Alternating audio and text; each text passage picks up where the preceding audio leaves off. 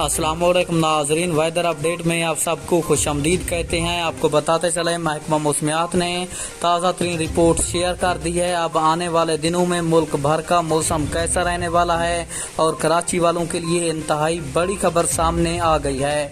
कराची में अब मजीद बारिशें होंगी या नहीं, इसी हवाले से ताज़ा तरीन अपडेट लेकर हाजिर हुए हैं। तो उससे पहले आपने वीडियो को लाइक और चैनल को सब्सक्राइब करना है ताकि आपको हमारी नई वीडियो का नोटिफिकेशन सबसे पहले और आसानी मिलता रहे। तो आपका कीमती वक्त जाया किए बगैर बढ़ते हैं वीडियो की जानिब। आपको बताते चलें ताज़ा तरीन वेदर रिपोर्ट के मुताबिक आने वाले दिनों के दौरान मुल्क भर में गर्मी की लहर में इजाफा होगा, जबकि 12 जुलाई को पंजाब के मुख्तलिफ इलाकों में शदीद गर्मी होगी। आपको बताते चलें बारिशी स्पेल पंजाब से बिल्कुल ख़त्म हो जाएगा, अलबत्ता आज़ाद कश्मीर में ज़रूर बारिश होगी। आपको बताते चलें कराची में भी 18 जुलाई तक मजीद बारिशें जारी रहने की तवक्को की जा रही है।